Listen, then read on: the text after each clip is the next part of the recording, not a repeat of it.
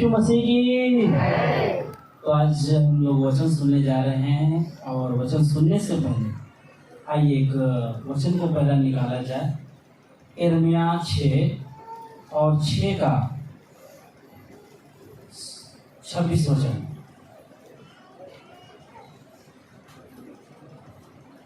पच्चीस से ही पढ़ेंगे। यिर्मयाह 6 और 6 का 25 वचन।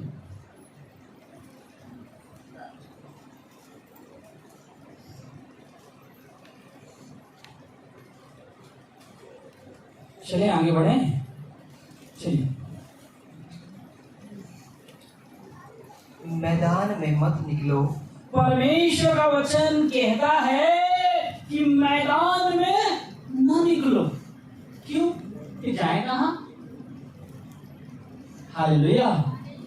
परमेश्वर का वचन कहता है मैदान में मत निकलो, मार्ग में भी न चलो। अरे मैदान में भी नहीं जाना है हमें और मार्ग में नहीं जाना है तो जाना कहाँ है? जहाँ परमेश्वर भेजे वहां में जाना है।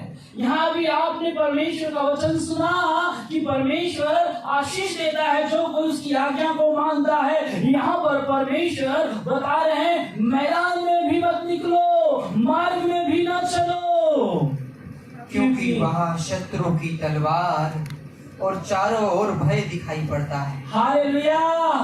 क्या दिखाई दे रहा है? परमेश्वर का वचन बताता है और परमेश्वर का वचन सिखाता है। परमेश्वर अपने लोगों को कह रहा है कि मार्ग में क्या करो? मैदान में मत जाओ। कितनी बार आप अपने बच्चों को मना करेंगे बेटा मैदान में मत जाओ, लेकिन फिर भी वो जाएगा। जाता है कि नहीं? यहाँ पर परमेश्वर का वचन देखिए कितना बार मना करता है। पहला मैदान में मत जाओ, फिर मार्ग में न निकलो क्योंकि वहाँ शत्रु की तलवार और चारों ओर भय ही दिखाई पड़ता है। दिखाई पड़ रहा है। तो जहाँ परमेश्वर हमें मना करेगा कि वहाँ शत्रु की तलवार है, वहाँ भय है, तो वहाँ में जाने की आवश्यकता नहीं है। ठीक ना? समझ गए कि नहीं आप? जाने की जरूरत कहाँ? आप थोड़ा सा बताएंगे कहाँ नहीं जाने की जरूरत है? जहाँ मैदान है और जहाँ मार्ग में भी नहीं जाना, क्योंकि वहाँ शत्रु की क्या है? तलवार। तलवार प्रभु के लोगों के लिए शैतान एकदम बिछा कर क्या है रखा है कि कब परमेश्वर के लोग आए उनका क्या किया जाए? घात किया जाए। इसलिए परमेश्वर की बात मानना। आगे थोड़ा सा और बढ़ेंगे। हे मेरी प्रजा, हे मेरे लोग, कमर में टाट बांध, कमर में टाट बांधो, राख में लोट, राख में लोट। जैसा इकलौते पुत्र के लिए विलाप होता है, जैसा इकलौते पुत्र के लिए विलाप होता है, वैसे ही बड़ा शोकमय विलाप कर। हाँ, वैसा ही बड़ा शोकमय विलाप कर, क्योंकि नाश करने वाला हम पर अचानक आ पड़ेगा। हालेलुया। यहाँ पर परमेश्वर का शब्द इस तरह कह रहा है कि हमें विलाप करने की क्या आवश्यकता है? परमेश्वर बोलता है, उसकी वचन बोलती है अपने कमर में क्या बांध? क्या बनना है? यहाँ पर कितनी अच्छी यहाँ पर लिखा है, हे मेरी प्रजा, कमर में क्या बांध? टाट बांध और राख में क्या कर? लोट। क्यों? मैं आपको बताना चाहता हूँ, आपको सिखाना चाहता हूँ कि आपका बच्चा कमर में टाट बांध ले और राख में लोटे तो आप उस पर दया करेंगे कि नहीं? करेंगे कि नहीं? कुछ भी आपके पास नहीं होगा तो आप अपने बच्चों के लिए लाने की क्या करेंगे? तैयारी करेंगे और कहेंगे हे मेरे बेटे, हे मेरी बेटी, इस राख में से क्या कर? निकल। और प्रभु बोलता है जिसका इकलौता पुत्र हो। यही ना? क्या लिखा है? जैसा इकलौते पुत्र के लिए विलाप होता है। इकलौते पुत्र के लिए विलाप होता है। कभी आपने किया है? किसी का इकलौता पुत्र मरा है जिसका केवल एक हो? नहीं ना? लेकिन परमेश्वर का वचन कहता है, हमें और आपको बताता है, हमें और आपको सिखाता है। पहला नंबर 1 क्या करना है? थोड़ा सा बोलिए आप लोग भी। मैदान में नहीं जाना है, परमेश्वर मना किया। तो फिर कहाँ नहीं जाना है? मार्ग में नहीं जाना है, क्योंकि मार्ग में क्या मिलेगा? हमारा शत्रु हमारे लिए चारों ओर तलवार बिछाकर रखा है। फिर उसके बाद कहाँ नहीं जाना है, क्या करना है? कमर में टाट बांधना है और राख के ऊपर क्या करना है? लौटना है। और जैसे एक लौते पुत्र के लिए लोग शोक करते हैं, रोते हैं, वैसा क्या करना है? विलाप करना है। क्योंकि अगर आप वैसे विलाप करेंगे तो स्वर्ग का परमेश्वर यीशु राजा जैसे उस विधवा के पास आया, वो रो रही थी क्योंकि उसका एक लौता पुत्र था और यीशु आकर उसे जिंदा किया। इसलिए परमेश्वर का वचन बताता है, परमेश्वर का वचन बताता है और परमेश्वर का वचन सिखाता। क्या इतना आप करेंगे? आज्ञा मानेंगे? आपके ऊपर भी बड़ा संकट है, आराम से आप बैठे हैं, हालेलुया, अपने प्रजा के लोगों के लिए कह रहा है कि ये लोग आज आराधना चाह रहे हैं, उनको नहीं मिल रहा है। आज जो संगति में जाना चाह रहे हैं, उनको नहीं मिल रहा है। जिस दिन आप शोक करेंगे, जिस दिन आप प्रार्थना करेंगे, परमेश्वर कृपा करेगा। हालेलुया, क्योंकि परमेश्वर का वचन बताता है जब भी दुख आता था तो आप पढ़ेंगे दानियल के बारे में, एकदम वो लौट जाता था, परमेश्वर से प्रार्थना करता था, उपवास करता था, तब परमेश्वर उसकी प्रार्थना को सुनकर उत्तर देता था। इसलिए हमें एक काम करना है। क्या करना है? जल्दी जल्दी बताएं, क्या काम करना है? पहला, मैदान में नहीं जाना। मैं लोगों को बोलते नहीं जाते, इतने लोग मना कर मैदान में मत जाओ, जाते हैं वहां तलवार मिलेगी उनको, शत्रु उनका घात करेगा। इसलिए थोड़ा सा आगे बढ़ेंगे। विलाप कर, क्योंकि नाश करने वाला हम पर अचानक आ पड़ेगा। क्या करेगा? नाश करने वाला अचानक आ पड़ेगा। आगे, मैंने इसलिए तुझे अपनी प्रजा के बीच, हाँ, मैंने इसलिए अपनी प्रजा के बीच घूमट और गढ़ ठहरा दिया।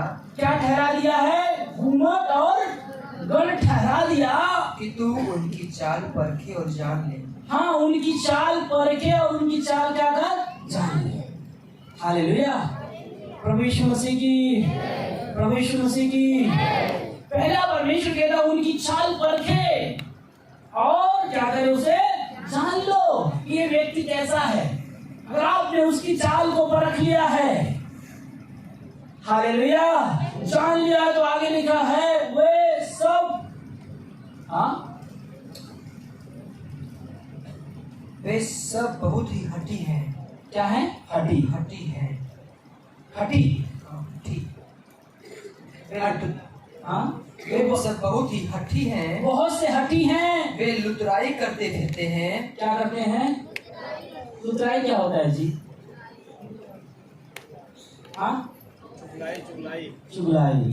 हाँ हाँ, तो परमेश्वर का धन्यवाद हो। यहाँ पर बहुत से लिखा है, वे बहुत से ही हठीले, मान लीजिए, बार बार उन्हें कहने पर भी वो क्या करते हैं? मानते नहीं है। परखो, जानो आप किसके संग हो, वो आपका संगी कैसा है। अगर आपका संगी रहेगा तो जैसे परमेश्वर ने दानियल को और उनके संगियों को आके धरती हुई भट्टी से बचाया ना। इसलिए परमेश्वर का धन्यवाद हो कि हठीले, बहुत से हठीले हैं जो क्या करते हैं? लतुराई करते फिरते हैं। तो लतुराई करो भी ना और करने दो भी नहीं। क्या सुन रहे हैं? लतुराई समझ में आ गया ना आप लोग को? हाँ, तो परमेश्वर का वचन बताता है और परमेश्वर का वचन सिखाता है। जो लतुराई करता है उसके बारे में थोड़ा सा और जानेंगे।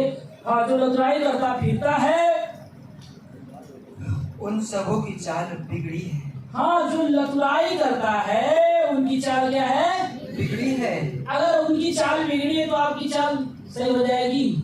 वो आपकी चाल क्या करते जाएंगे? बिगाड़ते जाएंगे, बिगाड़ते जाएंगे। इसलिए प्रभु नहीं चाहता कि आपकी चाल बिगड़े। प्रभु ये चाहते हैं कि आपका मसीह का स्वभाव आप में प्रकट हो। किसका स्वभाव हो? यीशु मसीह का स्वभाव आपके अंदर क्या हो? प्रकट हो। इसलिए परमेश्वर का वचन बताता है और परमेश्वर का वचन सिखाता है। वो क्या है? उनकी सब चाल बिगड़ी है। हालेलुया। अगर किसी की चाल बिगड़ जाए, अगर मान लीजिए एक पैर की चाल बिगड़ गई तो पूरी शरीर की चाल क्या हो जाएगी, कैसे हो जाएगी? मान लीजिए कुछ हो गया पाँव में, एक उदाहरण। हालेलुया। ये मेरी पाँव की एक चाल बिगड़ गई, मैं चलूंगा ऐसे,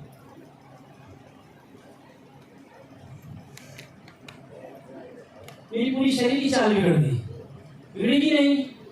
तो ऐसे लोगों से परमेश्वर का वचन बताता है, परमेश्वर का वचन सिखाता है, सावधान रहो, होशियार रहो, न किसी की बात कहो और न किसी की सुनो। सुनने से आपको कुछ नहीं होगा, कहने से आपको कुछ नहीं होगा। यहाँ पर परमेश्वर का वचन कहता है उनका सब चाल बिगड़ी है, एक चाल नहीं, सब चाल बिगड़ी है। आगे, वे नीला, तांबा और लोहा ही है। वो क्या है? नीला, तांबा और, तो आप क्या है? परमेश्वर का वचन कह रहा है कि वो क्या है? नीला, तांबा और लोहा। लोहा है। कौन? चांदी। हाँ, वो सोचिए कि वो आप क्या है, आप समझिए, आप लोहा हो, तांबा हो, पीतल हो, सोना हो, चांदी हो, अल्मुनिया हो, आपको सोचना आप क्या हो? हालेलुया। यहाँ पर परमेश्वर आगे क्या कहता है? लोहे हैं। हाँ, 29 कहाँ हो? यहाँ को भैया। धुकनी जल गई। अरे धुकनी क्या हो गई? जल गई धुकनी। धुकनी क्या हो गई? जल गई। एक उदाहरण, कभी कभी धुकनी क्या होती है तो धुआं देती है। मैंने लोगों को देखा है कि जब गन्ना उस ऊख का रस बना लेते हैं और रस को बनाने के बाद उसको बड़ा एक चूल्हा रहता है, उसका एक कढ़ा रखते हैं, बाद में एक ऊपर से एक धुकनी रहती है, उसमें से धुआं निकलता है। और धुआं निकलता है जब उसमें क्या होता है, लोग आग लगाते हैं, आग लगाते लगाते लगाते कुछ उसका फिर तेज उसका प्रकाश नहीं आता आग का, तो बड़ा एक इतना बड़ा क्या लेते हैं, डंडा लेते हैं और उसको क्या करते हैं, ऐसे ऐसे इधर उधर से खोदते हैं। और खोदने के बाद आग क्या हो जाती है? तेज हो जाती है। कभी कभी ये भी धुकनी क्या हो जाती है? जल जाती है। इसलिए कभी ये मत सोचो, ये मत समझो कि यार यहाँ लिखा है धुकनी जल गई। क्या जल गई? क्या जल गई? धुकनी जल गई। और शीशा आग में जल गया। अरे शीशा भी आग में जल गया। हाँ, शीशा भी आग में जल गया। ढालने वाले ने व्यर्थ ही ढाला है। ढालने वाला ने व्यर्थ ही ढाला है। कि बुरे लोग नहीं निकाले गए। अरे बुरे लोग उसमें से नहीं निकाले गए। उनका नाम खोटी चांदी पड़ेगा। अरे उनका खोटी चांदी है सोना। हाँ, सोना कौन बनेगा? यहाँ देखो, अगर आपको अच्छा बनना है, अभी हम चांदी के पास हैं। किसके पास है? खोटी चांदी निकली, यानी खराब चांदी निकली। अगर खराब चांदी को आप क्या करेंगे? गले में रखेंगे, पाँव में मीना बनाकर पहनेंगे, क्या करेंगे? उसको फेंक देंगे और जिसने दिया उसके सर पे ले, ये कैसा देने हुए तू? आज के बाद नहीं। इसीलिए परमेश्वर का वचन कह रहा है कि आप परमेश्वर के दृष्टि में आप खोटी चांदी होगी नहीं, और जो खोटी चांदी नहीं है वो खड़ा हो जाए। अरे हालेलुया। इसलिए परमेश्वर का वचन हमें सिखाता है आज्ञाकारी बनना, लेकिन ये आज्ञाकारी बनते तो खोटी चांदी नहीं बनते। वो खोटी चांदी है और खोटी चांदी बनाना चाहते हैं। जो जैसा साचा है वैसा वो व्यक्ति उसमें क्या करता है? ढालता है। इसलिए आपको सावधान रहना है, आपको बचना है, क्योंकि यहाँ पर लिखा है ढालने वाले ने व्यर्थ ही ढाला है, क्योंकि बुरे लोग नहीं निकाले गए। जितने लोग बुरे काम करेंगे वो व्यक्ति कभी निकाला नहीं जाएगा। इसलिए हमारे पास समय है, हमारे पास अवसर है कि हम परमेश्वर की आज्ञा का उल्लंघन न करें। किसी की बात कहने से हमें क्या फायदा? किसी की बात सुनने से हमें क्या फायदा? आपका बिगड़ेगा। हालेलुया। अरे मैं गलत हूं तो मेरा न्याय परमेश्वर लेगा, आप गलत है तो परमेश्वर आपका न्याय लेगा। आप परमेश्वर मत बनो, क्योंकि परमेश्वर का वचन बताता है, सिखाता है, ऐसे लोग, बुरे लोग नहीं निकलेंगे। ये लिखा है ना, देखिए आपने, हाँ कहां से बुरे लोग नहीं निकलेंगे, कहां से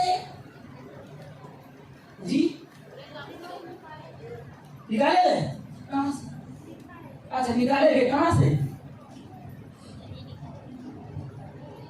फिर से पढ़िए भैया। क्योंकि बुरे लोग नहीं निकाले गए,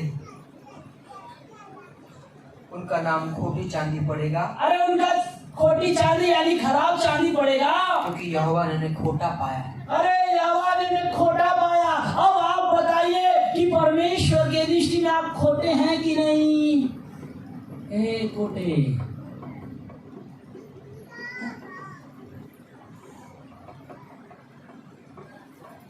कौन है खोटा नहीं? खोटे, खोटी। यहां पर परमेश्वर का वचन देता है, उसका नाम खोटी चांदी पड़ा। किसका? जो आग में से नहीं निकले। हालेलुया। सोना आग में से निकलता है, उसके सोना कितना भी आग में डाल दो तो अपना असर दिखाएगा, चमकेगा।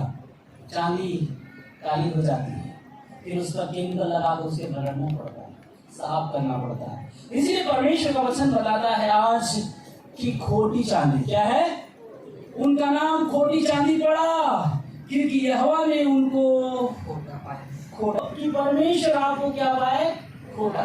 कितने लोग खोटा? कोई नहीं बोलेगा। खोटा वह व्यक्ति है, थोड़ा सा आगे बढ़ जाएंगे, 7 का वचन हम पढ़ेंगे, 5 वचन। यदि तुम सचमुच अपनी अपनी चाल और काम सुधारो। दूसरी की चाल सुधारने की आवश्यकता नहीं। किसकी चाल? कैसी चाल?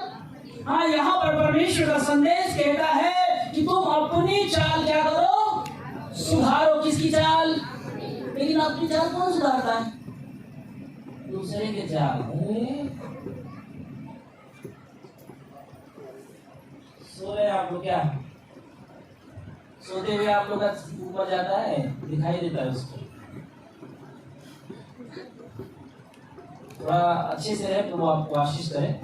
हालेलुया। वचन सुनने आए हैं ना, तो यहाँ पर लिखा है, यदि तुम सचमुच अपनी अपनी चाल काम सुधारो। क्या सुधारना है? अपनी चाल और अपना काम। कितने लोग का काम सुधर गया है? हाथ उठाकर प्रभु को बोले धन्यवाद। क्या हुआ जी? काम नहीं सुधरा आपका, यहाँ आने से आपको कुछ फायदा नहीं है। जैसा आपका काम सुधरेगा वैसा आपका जीवन सुधरेगा। अगर आपका काम नहीं सुधरा तो आपका जीवन भी सुधरने वाला नहीं है। अपने जीवन, अपने काम को सुधारेंगे, आपका जीवन सुधर जाएगा। हालेलुया। इसलिए परमेश्वर का वचन कहता है, अपने अपने काम सुधारो और सच्चे मनुष्य की बीच में न्याय करोगे। क्या करोगे?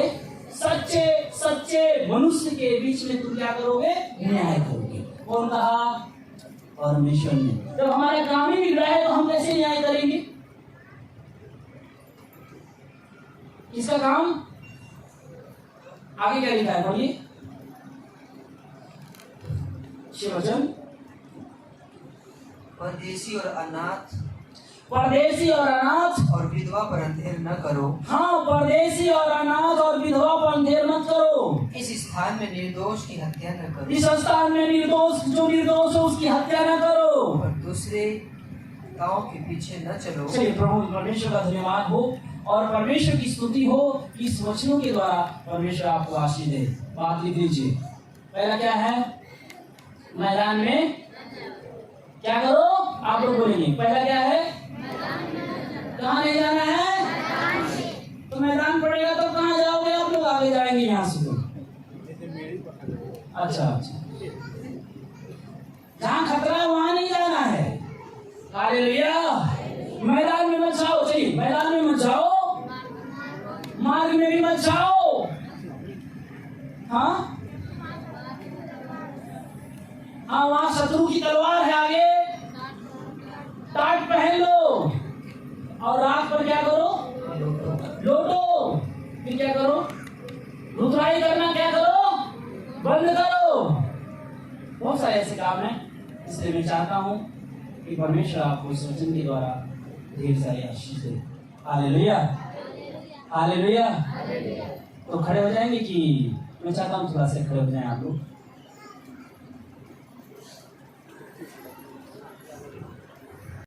आज परमेश्वर की वचन आपको कह रही है, जहां आपके लिए खड्डा खोदा जा रहा है वहां परमेश्वर आपके लिए रोकता है। जैसे परमेश्वर अपने प्रजा के लोगों से कहा, और प्रजा के लोगों से ये बात कहा उसने कि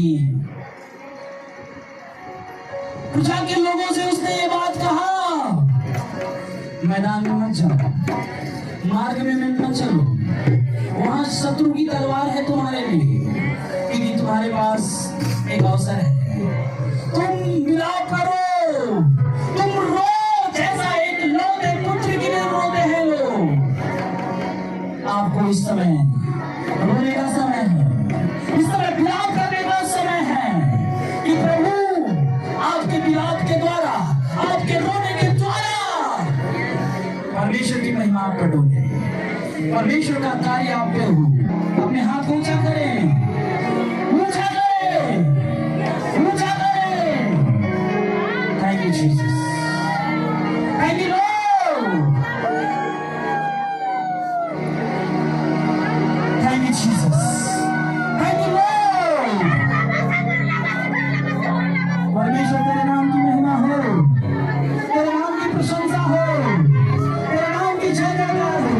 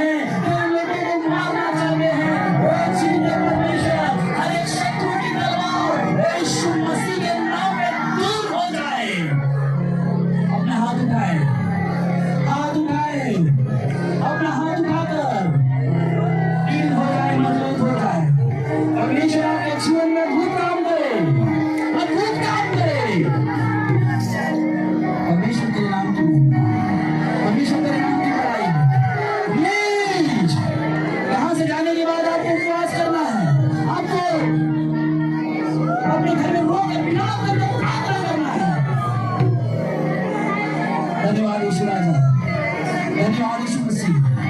अनुग्रह करते हैं, दया करते हैं, एक एक लोगों को छूने परमेश्वर, क्योंकि ये तेरी प्रजा है, सुना है, तूने इनका नाम लेकर बुलाया है। ये धन्यवाद यीशु राजा, धन्यवाद यीशु मसीह, धन्यवाद यीशु प्रभु। छूने पवित्र आत्मा,